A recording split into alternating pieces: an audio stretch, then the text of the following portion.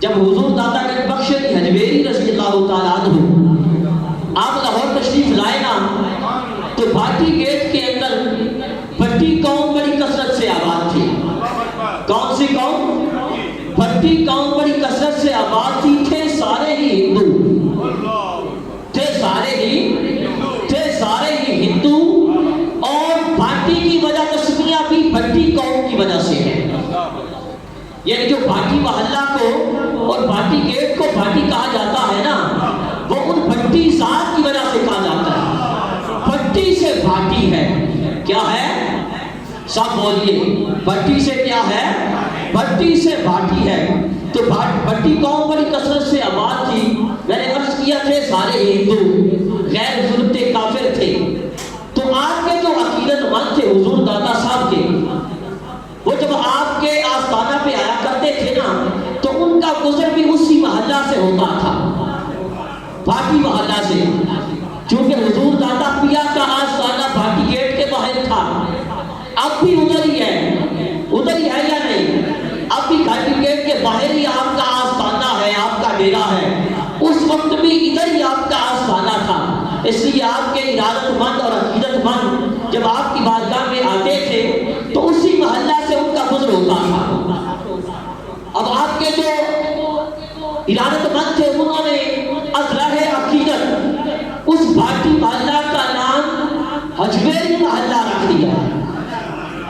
کیا کیا؟ حجویری محلہ رکھ دیا. آپ کے وہ پیچھے والا جو محلہ حجویر تھا اس کی نسبت سے. افغانستان میں آپ کا جو محلہ حجویر تھا اس کی نسبت سے اس محلے کا نام بھی محلہ حجویری رکھ دیا.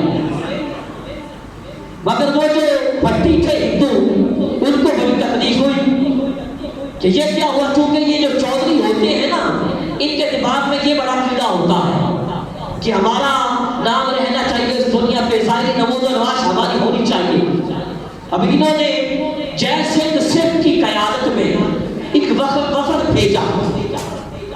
یعنی اس وفد کا لیڈر جے سنگھ سکھ کو بنایا، حضور داتا صاحب کی بارگاہ میں بھیجا اور آ کے انہوں نے شکایت کی کہ آپ کے مریدوں نے اور آپ کے عقیدت مندوں نے ہمارے محلہ کا نام ہی بدل دیا ہے.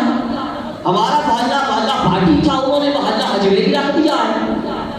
داتا پیا نے ان کی شکایت کو بڑے اطمینان کے ساتھ سماعت فرمایا، بڑے اطمینان کے ساتھ سنا اور ساتھ فرمایا کہ اللہ کے بندوں کو ان ساری نمود و نمائی سے کیا کام ہے.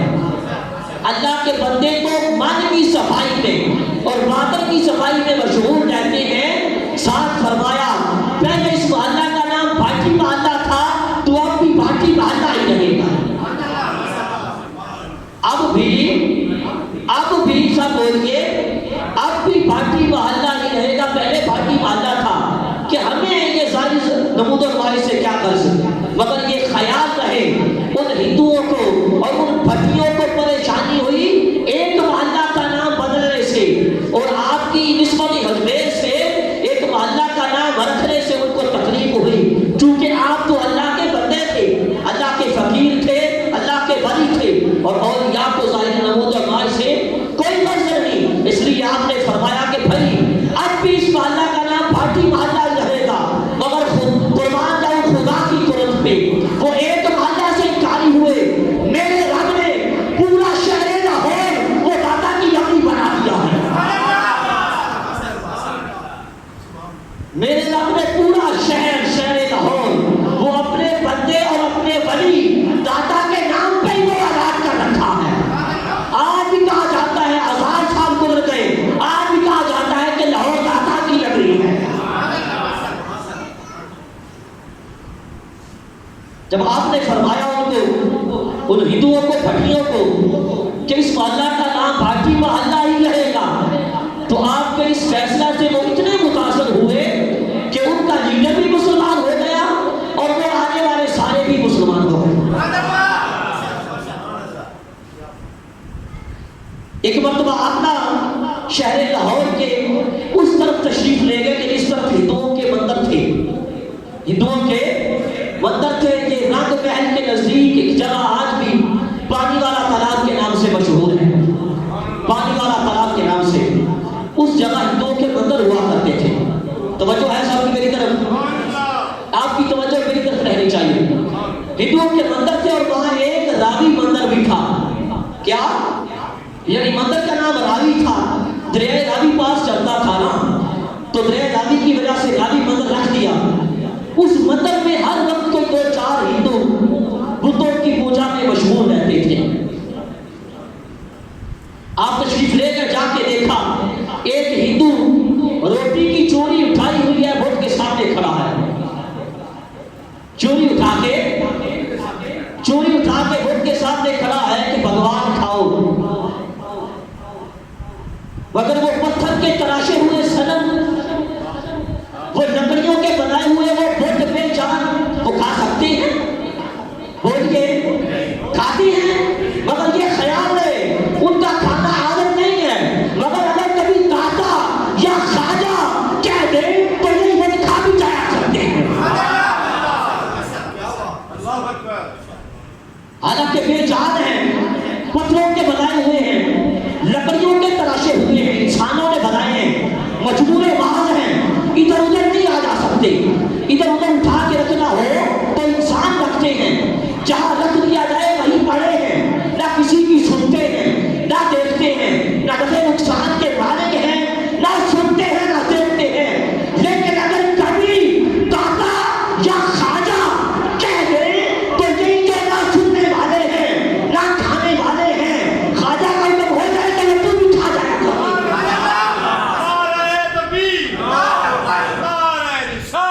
یا رسول اللہ،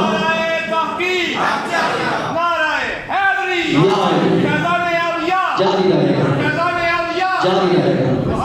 من سبا نبیا، اب سب کے ہاتھ اٹھنے چاہیے، سب نے بولنا ہے، نعرے کا جواب دینا ہے.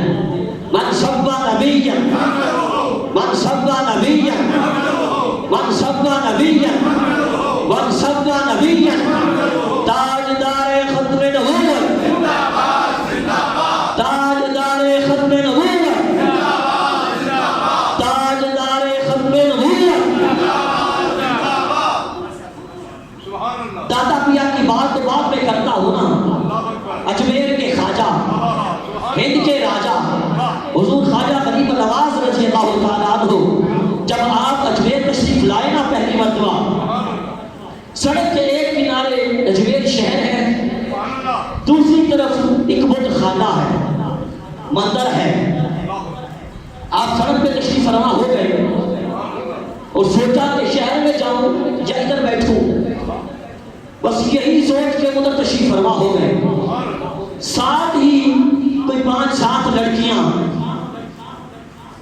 انہوں نے لڈوؤں کا تھان اٹھایا ہوا ہے، اوپر دوپٹہ وہ بھوچر ڈالا ہوا ہے اور پیچھے ڈھول کی بجاتی آ رہی ہیں. یہ کیوں؟ ان ہندوؤں کو یہ رسم تھی کہ جب کسی لڑکی کی شادی ہوتی تھی نا، وہ لڈو لاتی تھی تھال میں، جس کی شادی ہوتی تھی وہ بڑے بڑے کے سامنے جاتی اور جا کے اس کو کہتی بھگوان کھاؤ کھاؤ کھاؤ. وہ کہاں کھاتا؟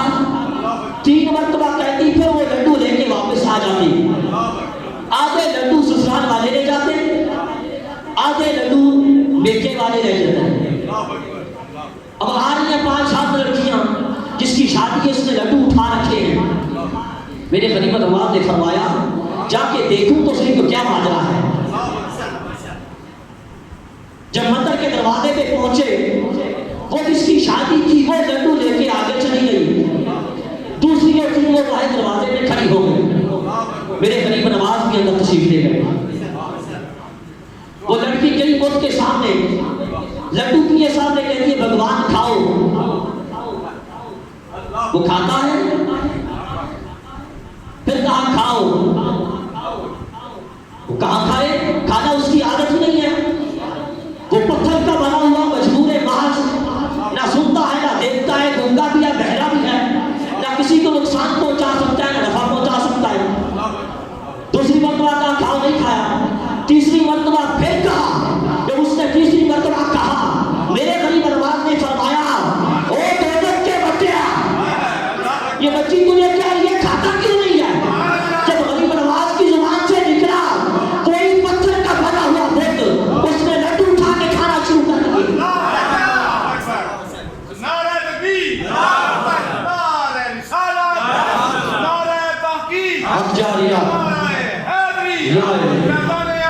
جاری رہے گا، جاری رہے گا۔ سارے لڈو کھا گیا، تھال خالی ہو گیا۔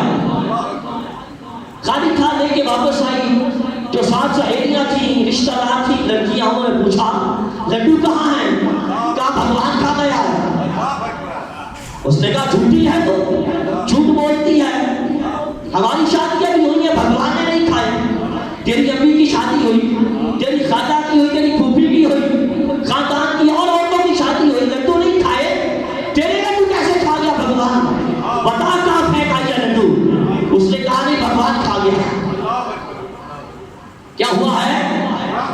بھگوان کھا گیا۔ انہوں نے کہا چلو اگر بھگوان کھا گیا ہے تو پھر چلو، تو جھوٹی ہے، ہمارے ساتھ چل، پھر کھلا بھگوان کو۔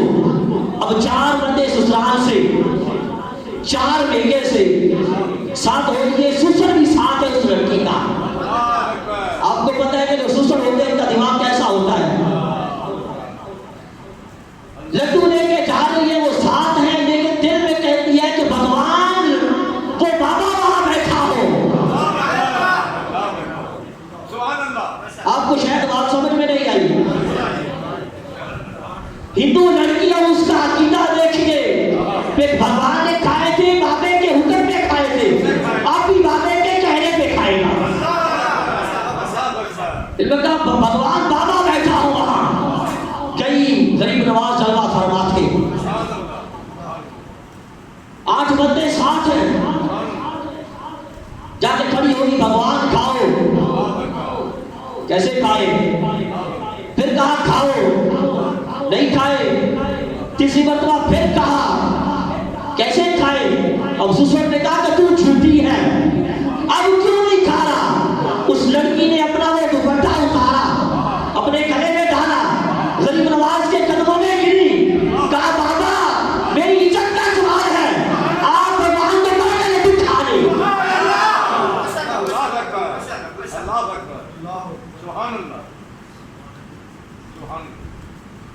غریب نواز نے اس کے سر پہ دوپٹہ دیا، فرمایا بیٹی میں دوپٹے اتارنے نہیں آیا، میں تو دوپٹے پہنانے آیا ہوں، میں تو دوپٹے پہنانے آیا ہوں۔ اسے پھر فرمایا تو کھاتا کیوں نہیں ہے؟ تجھے بچی کب سے کہہ رہی ہے؟ جب آج کا حکم ہوا، وہ جو بت تھا پتھر کا بنا ہوا ان کا بھگوان، سارے لڈو پھر کھا گئے۔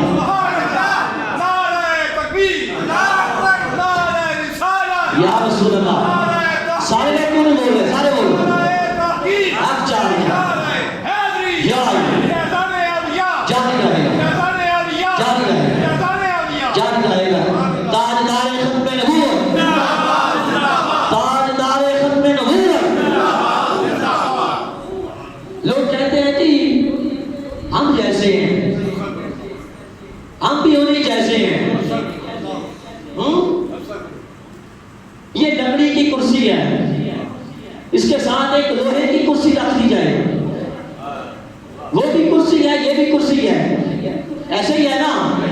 ساتھ ایک کوئی 2 تولے دے کے سونا، سونے کی کرسی بنا کے رکھ دی جائے۔ اب یہ لکڑی کی کرسی اس کو کہے کہ میں بھی تیرے جیسی ہوں، ہم ایک جیسی ہیں، وہ کہے گی کہ آپ میں چھلانگ لگاتے ہیں، پتہ چل جائے گا میرا کچھ بگڑے گا نہیں، تیرا کچھ رہے گا نہیں، پتہ چل جائے گا کہ ہم ایک جیسے ہیں۔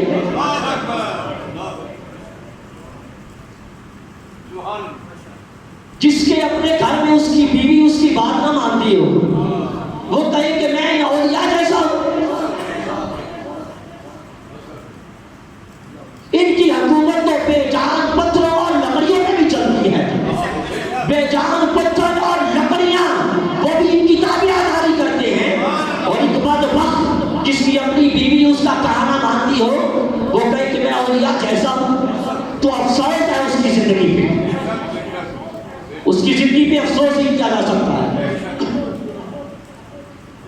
جب حضور دادا کے بخش ہنویری رضی اللہ تعالیٰ عنہ آپ کی شہرت پورے شہر لاہور میں پھیل گئی نا، تو شہر کا جو حاکم تھا اس کو بھی خبر ملی، کیونکہ وہ ہندو تھا، اس کو خبر ملی کہ وہ مسلمان بابا آیا ہے، وہ اپنے دین اسلام کی تبلیغ کر رہا ہے۔ اور ہمارے ہندو دھرم کو بڑا نقصان ہو رہا ہے، اس نے اپنے سپاہیوں کو بلایا اور اسے کہا کہ اس مسلمان فقیر آ کے تبلیغ کر رہا ہے اپنے دین کی، تم کیا کر رہے ہو، سوئے ہوئے ہو؟ کہا جاؤ اس بابے کی تبلیغ کا سلسلہ ختم کرو اور کسی بھی طرح اس کو شہر سے باہر نکالو۔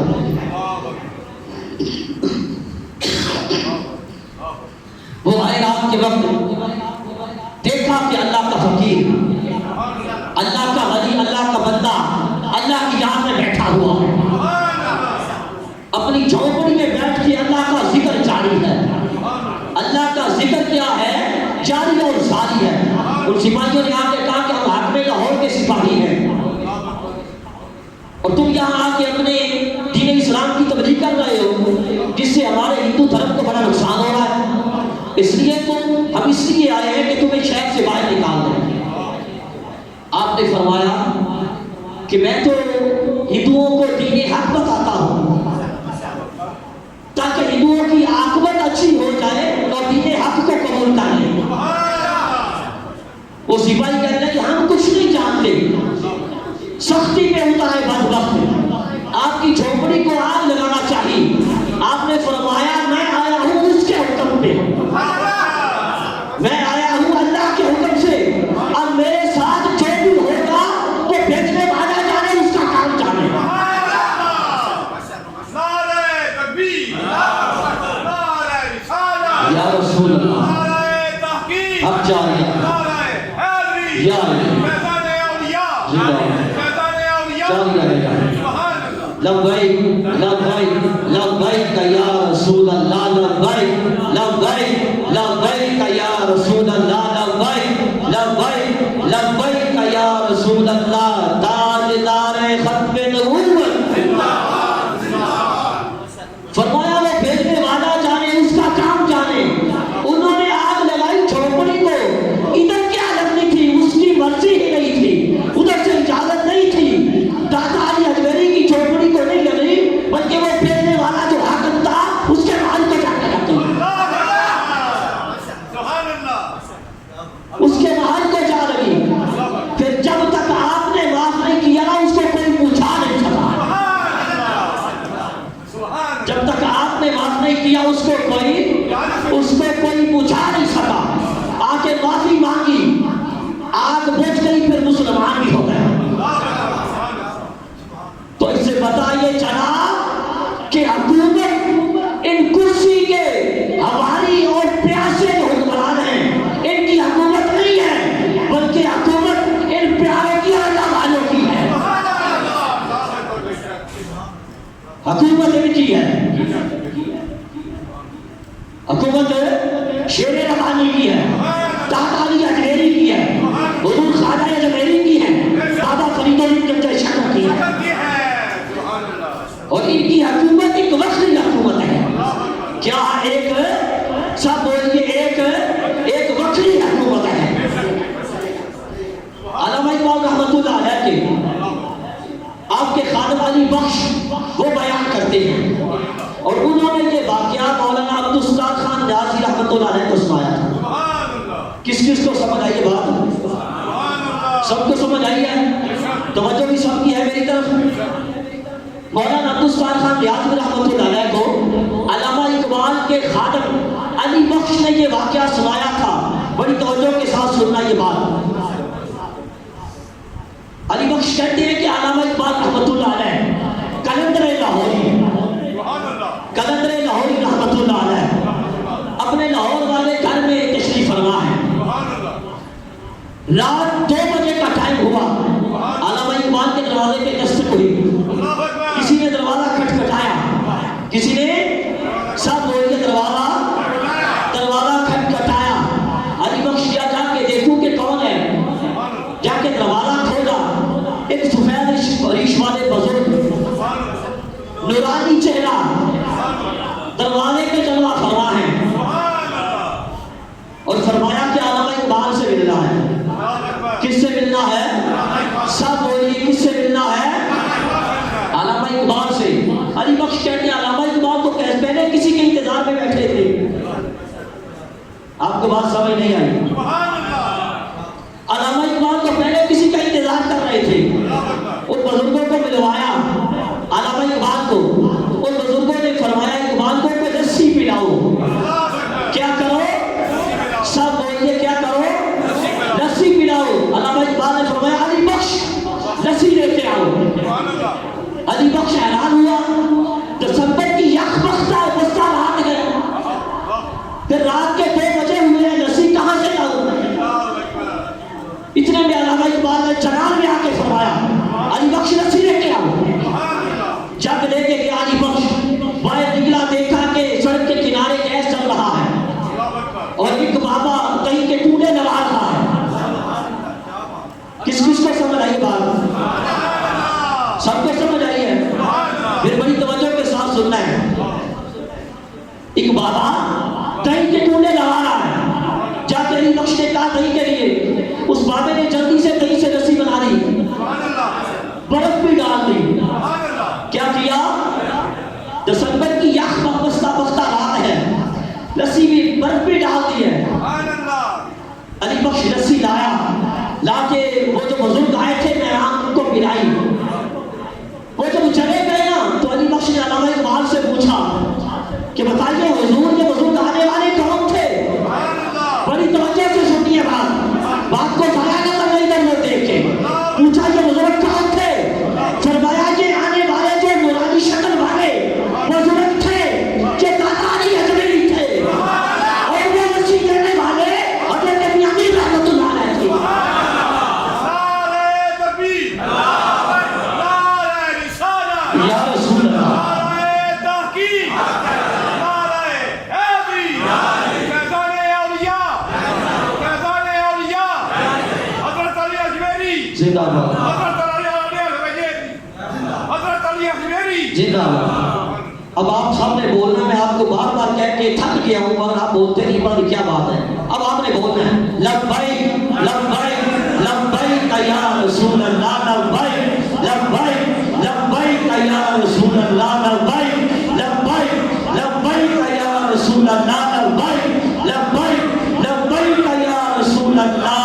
ताजदारे खत्मे नबूवत, ताजदारे खत्मे नबूवत, ऐसे पता लगे कि हुजूर के बुला बैठे हुए। फरमाया वो आने वाले दादा अली अजमेरी थे, लस्सी देने वाले हज़रत मियां मीर रहमतुल्लाह अलैह थे। अब ये वाकया कब का है? 1938 में अल्लामा इकबाल का इंतकाल हुआ है। कब? 1938 में। अब है 2022, यानी अभी 100 साल नहीं गुजरा अल्लामा इकबाल के इंतकाल को। तो ये वाकया तकरीबन 100 साल पहले का है। ये वाकया सब बोलिए, ये वाकया तकरीबन 100 साल पहले का है। मगर मेरे दादा पिया के विसाल को कितने साल गुजर गए? 1000 साल होने वाले हैं। कितने? 1000 साल होने वाले हैं। मगर 100 साल पहले इकबाल के घर में आते भी हैं, लस्सी की फरमाइश करते भी हैं, लस्सी पीते भी हैं, पी के तशरीफ भी ले जाते हैं। इससे पता ये चला वली अल्लाह ने मर्दे लाई करते पर्दा पेशी की हो आज दुनिया में तुम तो चाहते यार सब। नारे तकबीर, नारे रिसालत, या रसूल अल्लाह, नारे तहकीक, नारे हैदरी, फैज़ाने औलिया, फैज़ाने औलिया, सुभान अल्लाह। उन्हीं दिनों का एक और वाकया बता दूं, ये भी तकरीबन 100 साल पहले की बात है। हुजूर शेरे रबानी हज़रत शेरे मोहम्मद साहिब रज़ी अल्लाह तआला अन्हु, आपके महबूब मुरीदीन में से एक आपके मुरीद हुए हाजी फजल अहमद मोगा। वो लिखते हैं कि मियां साहब का एक मुरीद था, उसका नाम था मियां मोहम्मद। उसने लाहौर भाटी गेट के अंदर दुकान बनाई हुई थी, बनाई भी आपके हुक्म में थी। शेरे रबानी ने हुक्म दिया था कि वहां दुकान बनाओ। जब आप लाहौर तशरीफ ले जाते ना तो कभी कभी उनकी बैठक में क्या फरमाया करते थे, वो जो उन्होंने ले रखी थी। कहते हैं हाजी फजल अहमद मोगा, कहते मेरे वालिद साहब बताते हैं कि एक मरतबा लाहौर तशरीफ आए हुए थे हजरत। सर्दियों की रात थी, जब रात के 12 बजे उसी बैठक में तशरीफ फरमा थे। मुरीदों ने कहा हुजूर सरकार दाता दरबार में चले, दाता हुजूर के आना चले। मियाँ साहब उठे, तमाम दोस्तों के साथ चल पड़े। पार्टी गेट से बाहर जब चौक में पहुंचे, चौक में पहुंच के रुक गए। क्या हुआ? सब बोलिए चौक में पहुंच के, आप सबने देखा होगा ना भाटी चौक, तो सबने देखा होगा। भाटी चौक में रुक गए। उसी वक्त दरबार की तरफ से बुजुर्ग आए, सर पे गोल पगड़ी थी, निशानियां भी बताई उन्होंने। सर पे गोल पगड़ी थी, कंबल ओढ़ा हुआ था, सफेद दाढ़ी थी, नूरानी सूरत थी, नूरानी सूरत थी। जब वो बुजुर्ग आए तो मियां साहब ने ताजीम के साथ मुसाफा किया, आगे बढ़ के मुसाफा किया। हुजूर शेरे रबानी है और कहते हैं रावी के 20 मिनट तक दोनों शख्सियात एक दूसरे के सामने खड़े रहे। 20 मिनट के बाद फिर मुसाफा किया। मियां साहब वापस उसी बैठक में, वो बुजुर्ग दरबार की तरफ। जब बैठक में पहुंच गए तो मुरीदीन जो दोस्त थे वो बड़े हैरान। जाना तो दरबार था, गए भी, फिर रास्ते से वापस आ गए। तो सरकार से पूछना चाहिए सरकार इसकी क्या वजह है? गए भी फिर वापस आ गए। बड़ी तवज्जो से सुनना। कहते दोस्तों के असरार पे मेरे वाले साहब ने पूछा, आज फजल अहमद मुक्ता कहते हैं, कहते मेरे वाले साहब ने पूछा कि हुजूर गए भी थे, जाना भी था, फिर रास्ते से वापस आ गए। तो शेर रबानी मुस्कुराए, मुस्कुरा के फरमाया भाई दादा साहब से मिलना था ना, वो जो चौक में गोल पगड़ी वाले नूरानी सूरत वाले मिले थे, वो दादा साहब ही तो थे। नारे तकबीर, नारे रिसालत, नारे तहकीक, नारे हैदरी, मैदाने औलिया, मैदाने औलिया। सुभान अल्लाह। वली अल्लाह दे मर्दे नाई करदे पर्दा पोशी की होया जे दुनिया उतू तो जाते नाल खामोशी। 1000 साल गुजर चुके आपके विसाले पाक को। फिर तकरीबन 104 साल पहले का वाकया, और ये हिंदुओं पे आपने करम फरमाया। सरदार उदास था एक हिंदू। 1918 की बात है कि वबाई इन्फ्लुएंजा आया। उसके 3 बेटे थे, तीनों बीमार हो गए। लाहौर के बड़े बड़े डॉक्टर बुलाए, मगर कोई फायदा ना हुआ, बल्कि बीमारी बढ़ती गई। क्या हुआ? बीमारी बढ़ती ही गई। कहता है वो रामदास, कहते एक रात हम अपने कमरे में सोए हुए थे, अचानक एक आहट की आवाज आई। मेरी आंख खुल गई। आंख खुली तो मैंने देखा एक सफेद रेश बुजुर्ग, बुराक लिबास पहना हुआ है, एक हाथ में असा है, दूसरे में तस्वीर है, और मेरे बेटे कुमार दास के पलंग के पास खड़े होके वो कुछ पढ़ रहे हैं। क्या पढ़ रहे हैं? कुछ पढ़ रहे हैं। कहते मैं देख के घबरा गया, घबरा के चीख के मैंने कहा कि आप कौन हैं? मगर उन्होंने मेरी बात अनसुनी कर दी। वो दुआ पढ़ने में मशगूल रहे। फिर दूसरे बेटे के पास गए, उसके साथ भी उसी तरह किया। तीसरे के पास गए, उसके साथ भी उसी तरह किया। तीनों बेटों पे दुआ पढ़ के फरमाया, सरद रामदास को फरमाया कि मैं तुम्हारा पड़ोसी दातागंज बख्शरी हजमेरी हूँ। मैं तुम्हारा पड़ोसी दातागंज बख्शरी हजमेरी हूँ। मुझसे तुम्हारी परेशानी देखी नहीं गई, मुझसे तुम्हारी परेशानी देखिए तो सही लाजपाली। पड़ोसी होने का हक मेरे दादा पिता कितने बड़े लाजपाल हैं। हिंदू पड़ोसी है, उस पर भी करम फरमाते हैं, उसकी परेशानी नहीं देखी जाती। एक मुसलमान हुजूर को अपना आका मानने वाला अगर वो आपके दर पे जाए तो कितना करम फरमाएंगे? फरमाया मुझसे तुम्हारी परेशानी देखी नहीं गई, इसलिए आ गया हूँ दुआ करवाने के लिए। मैंने दुआ कर दी है, घबराना नहीं, अल्लाह सबको शिफा देगा। अल्लाह सब बोली अल्लाह सबको शिफा देगा। फिर शिफा मिली। जिनकी जिंदगी से वो सरद रामदास मायूस हो चुका था अपने बच्चों की जिंदगी से, उससे इत्तेजाब हो गए।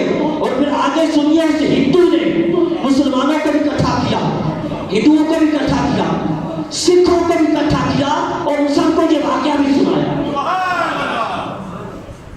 उनको वाकया सुनाया। फिर आपके दरबार में पहली मर्तबा बिजली का इंतजाम भी उसी हिंदू ने करवाया था।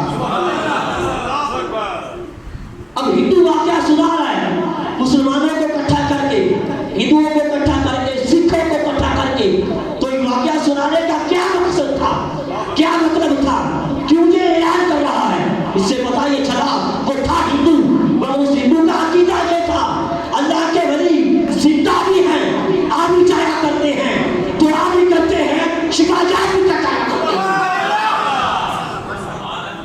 नारा तकबीर, नारा रिसालत, या रसूल अल्लाह, नारा तहकीक, अच्छा नारा हैदरी, मैदान औलिया, मैदान औलिया जारी रहेगा। मन सब्बा नबीय्या, सारे नहीं बोल रहे, मन सब्बा नबीय्या, मन सब्बा नबीय्या, ताजदार खत्म नबूवत, ताजदार खत्म नबूवत। अब बना बताइए, एक हिंदू का अकीदा ये है, तो एक कलमा पढ़ने वाला बदबख्त नाम देहात मुसलमान, उसका अकीदा ये है कि माज़ अल्लाह मर के बट्टी हो गए हैं, कुछ नहीं कर सकते, अस्तग़फिरुल्लाह अज़ीम, अलियाज़ु बिल्लाह। तो भला बताइए वो हिंदू अच्छा है या ये नाम नेहाद मुसला अच्छा है? ये मुझ में कोई फतवा ना लगाए, ये बात इकबाल ने बता दी है। इकबाल ने आखिर में क्या भी दिया, ला इलाहा तो क्या हासिल, दिलो दिमाग मुसलमान नहीं तो कुछ भी नहीं। इकबाल कहते हैं कि तूने ज़ुबानी कलमा पढ़ भी लिया, अगर तू दिल से काफिर ही रहा तो तुझे कलमा पढ़ना कोई फायदा नहीं देगा। कलमा पढ़ना फायदा कब देगा? जब तू दिल से मुसलमान होगा, जब तेरा दिल मुसलमान हो जाएगा।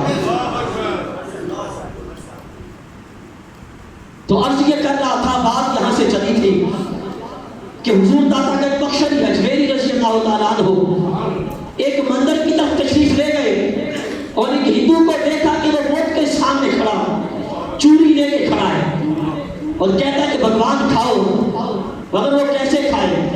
वही बोट जो पत्थर का बना हुआ, जो